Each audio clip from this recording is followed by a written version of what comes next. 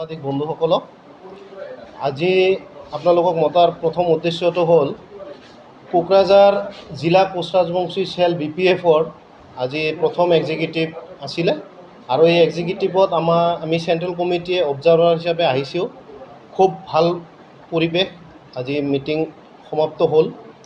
তো গতিকে আপোনালোকক জনাব পাই সুখী হৈছোঁ যে অনাগত ইলেকশ্যনত আমি কোচ ৰাজবংশী জনগোষ্ঠীয়ে আমি BPF দলক পূৰ্ণ সমৰ্থন আগবঢ়াম আৰু আমি কোচ ৰাজবংশী চেল হিচাপে BPF দলৰ হৈ যিখিনি আমি কাম কৰিব লাগে এইখিনি আমি সক্ৰিয়ভাৱে কাম কৰিছোঁ। তাৰ কাৰণ এটাই, হাগ্ৰামা মহিলাৰী ডাঙৰীয়াই কোচ ৰাজবংশী জনগোষ্ঠীৰ কাৰণে বিগত দিনবোৰতো আমাক বহুত সহায় কৰিছে। আমাৰ কোচ ৰাজবংশী জনগোষ্ঠীক উন্নয়নমূলক বহুত দিশা পৰামৰ্শ আগবঢ়াইছে। শৈক্ষিক, অৰ্থনৈতিক আৰু ৰাজনৈতিকভাৱেও তেখেতে আমাক বহুত সহায় কৰিছে বিগত দিনবোৰত। গতিকে অনাগত দিনবোৰতো তেখেতে আমাক কৰিব বুলি আমি ভৰসাবাদী, তেখেতৰ ওপৰত আমি আশাবাদী। কাৰণ হাগ্ৰামা মহিলাৰী ডাঙৰীয়া এজন ৰাজনীতিবিদ, যিজনে BTCত থকা বিভিন্ন জাতি জনগোষ্ঠীৰ লগতে কোচ ৰাজবংশী জনগোষ্ঠীসকলকো বিভিন্ন দিশত উপকাৰ কৰি আহে। আৰু আমি ইতিমধ্যে আমাৰ কোচ ৰাজবংশী জনগোষ্ঠীৰ যিসকল মানুহ BTCত বসবাস কৰে তেওঁলোকক আমি এটাই অনুৰোধ জনাম যে আমাৰ যি বৰ্তমানৰ BTRৰ UPPL চৰকাৰ, UPPLৰ সভাপতি প্ৰমোদ বড়ো ডাঙৰীয়াই আমাৰ কোচ ৰাজবংশীসকলক আৰৰ চকুৰে চাই আজি আমাৰ কোচ ৰাজবংশী জনগোষ্ঠীক ৰাজনৈতিকভাৱে যিটো আমাক পংগু কৰিছে, সেই পংগু কৰা প্ৰথম ব্যক্তিগৰাকী হৈছে প্ৰমোদ বড়ো ডাঙৰীয়া।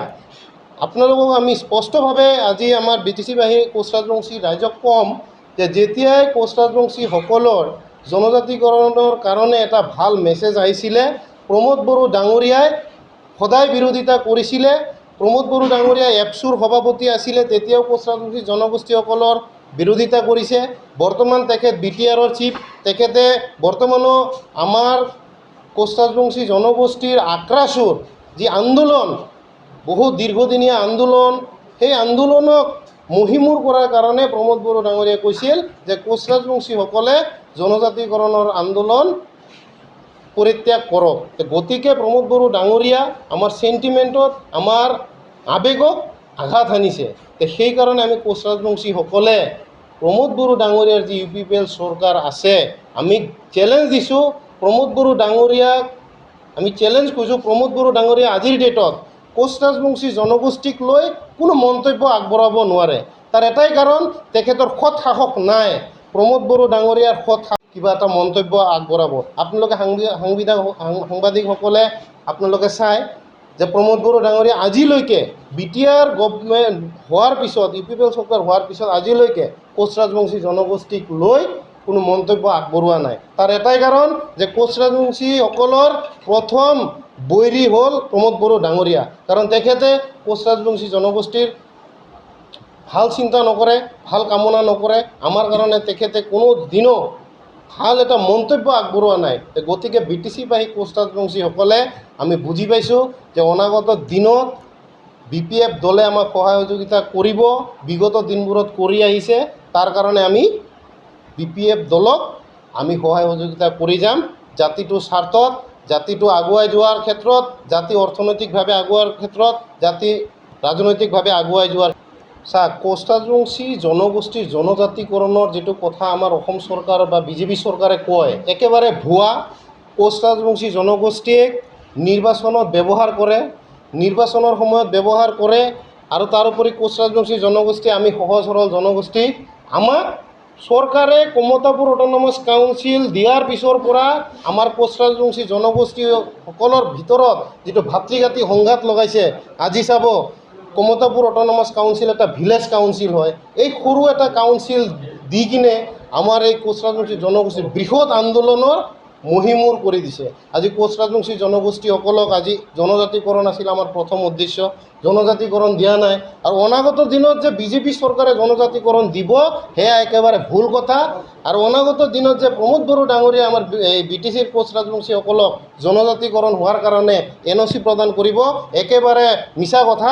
কাৰণ হাগ্ৰামা মহিলাৰী ডাঙৰীয়া যিদৰে 2016 চনত NOC প্ৰদান কৰিছিল, কোচ ৰাজবংশীসকলৰ জনজাতিকৰণ হোৱাৰ কাৰণে প্ৰমোদ বড়ো ডাঙৰীয়াই সেইটো কেতিয়াও মানে তেখেতে নিদিয়ে, একদম স্পষ্ট কথা।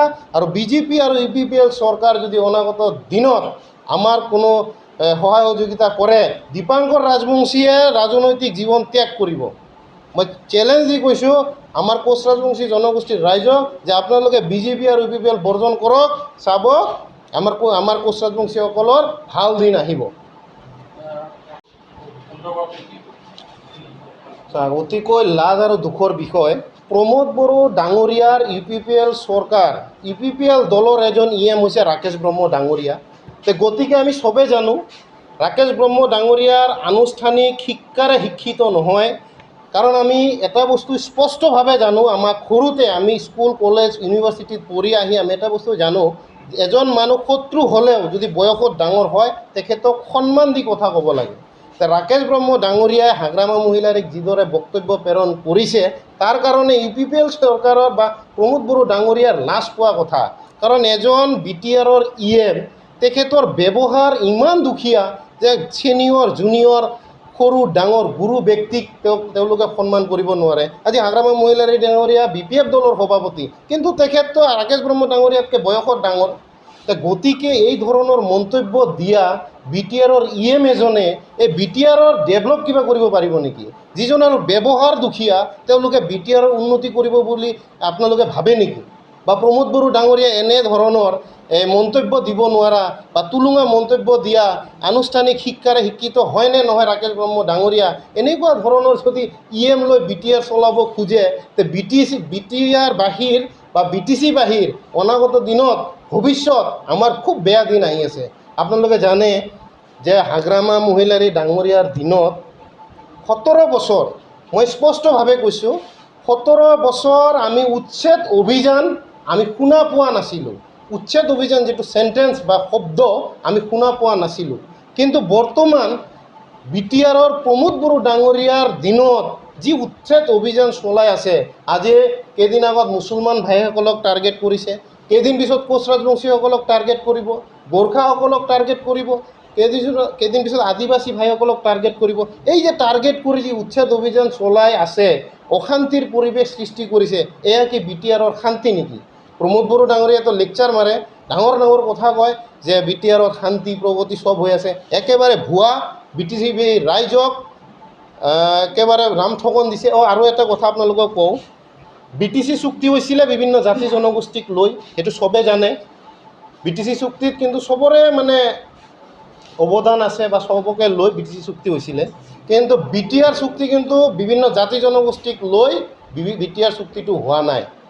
তো BTR চুক্তিত BTCত থকা অবড়ো ৰাইজ তথা কোচ ৰাজবংশীসকল আমি আনছেটিছফাইড BTR চুক্তিত। তো BTR চুক্তিত একেবাৰে ফোপোলা। আৰু আমাৰ BTC বাহী ৰাইজক মই শেহতীয়াকৈ অনুৰোধ জনাম যে আপোনালোকে প্ৰমোদ বড়ো ডাঙৰীয়াৰ প্ৰলোভনত পৰি আপোনালোকে মিছাতে তেখেতৰ মিঠা মিঠা মাত শুনি ফেচবুক হোৱাটছআপৰ এজন সস্তীয়া জনপ্ৰিয়তা অৰ্জন কৰা নেতাৰ কথাত ভুল নাযাব। আপোনালোকে যদি প্ৰমাণ চাব খোজে প্ৰমোদ বড়ো ডাঙৰীয়াই কি ডেভেলপ কৰিছে, কি উন্নতি কৰিছে, আমি প্ৰমাণ আপোনালোকক দেখাব পাৰিম। প্ৰমোদ বড়ো ডাঙৰীয়া বৰ্তমান যিটো ৰাজনীতি চলাই আছে, সেই ৰাজনীতিত বিভিন্ন জাতি জনগোষ্ঠীক হেৰাছমেণ্ট দিয়াৰ কাৰণে। আৰু প্ৰমোদ বড়ো ডাঙৰীয়াৰ এটা লক্ষ্য আৰু উদ্দেশ্য আছিলে, কেইদিন আগত আমি ট্ৰাইবেল সংঘৰ যিজন প্ৰেছিডেণ্ট আছিলে ট্ৰাইবেল ষ্টুডেণ্ট ইউনিয়নৰ, তেওঁলোকে কৈছিল যে প্ৰমোদ বড়ো ডাঙৰীয়াই বোলে কথা দিছে যে BTCত মানে অবড়ো অৰ্থাৎ অজনজাতীয় লোকসকলক উচ্ছেদ কৰিবই তেখেতে বোলে কথা দিছে। ভিডিঅ'টো মোৰ ওচৰত নাই, মই পালে আপোনালোকক জ্ঞাত কৰিম। আৰু বৰ্তমান যিটো উচ্ছেদ অভিযান চলি আছে, এয়া তেওঁলোকে অপপ্ৰচাৰ চলাই আছে যে হাগ্ৰামা মহিলাৰী ডাঙৰীয়াই কেছ কৰিছিল, সেয়া ভুল। প্ৰমোদ বড়ো ডাঙৰীয়া বৰ্তমান যিজন ডিপুটি চিফ গোবিন্দ বসুমতাৰী ডাঙৰীয়া আৰু এজন কি নাম আছিলে, তেওঁলোকে সম্পূৰ্ণ এই কেছ কৰিছে। আৰু অবড়ো ৰাইজক তেওঁলোকে BTC বাহিৰ পৰা BTC বাহী হিচাপে থাকিব নিদিয়ে। এইটো ট্ৰাইবেল সংঘৰ যিজন প্ৰেছিডেণ্ট ট্ৰাইবেল ষ্টুডেণ্টছ ইউনিয়নৰ, তেখেতে একদিনা স্পষ্টকৈ কৈছে যে প্ৰমোদ বড়ো ডাঙৰীয়াই বোলে কথা দিছে যে BTCত অজনজাতীয় লোকসকলে অধিকাংশ মাটি বেদখল কৰি আছে। আমি কথা দিলোঁ, প্ৰমোদ বড়ো ডাঙৰীয়াই কথা দিলোঁ, যদি আমি UPPL চৰকাৰত আহোঁ আমি এওঁলোকক উচ্ছেদ কৰিম বুলি কথা দিছে। चिराङाव सावस्रि सिबिथायनि थाखाय मोनसे मोजां फाहामथायनि राहाखौ लानानै फैदों एसटि क्लिनिकआ। आथिखालाव सुबुंनि देहायाव नुजाथिबाय थानाय डायबिटिस बेरामनि थाखाय मोजां फाहामथाय होयो एसटि क्लिनिकआ। चिरां जिल्लानि SBI काजलगाव ब्रान्चनि लांगोनायाव फसंनाय एसटि क्लिनिकआव डायबिटिस बेरामनि अनगायैबो फाहामथाय होबावगोन लिभारनि जेंना आरो माखासे सरासनस्रा बेमारफोर। बे एसटि क्लिनिकआव डायबिटिस बेरामनि फाहामथायखौ होगोन जर'खा फाहामगिरि डक्टर समिक देबा। नोंथांमोना फुं आरो मोनाबिलि समावबो बे क्लिनिकआव फाहामथाय लानो हागोन। डक्टर, लेबरेटरि, मुलि, ECG सिबिथायनि खाबुफोरखौ बे एसटि क्लिनिकआव मोनजोबगोन। जुदि एसटि क्लिनिकआव रायजो राजाफ्रा गाव गावनि देहायारि जेंनाखौ फाहामथाय लानोबा नैबे मबाइल नम्बर 7002293924 एबा 9954687226 आव थोंजों मुं थिसननो हागोन।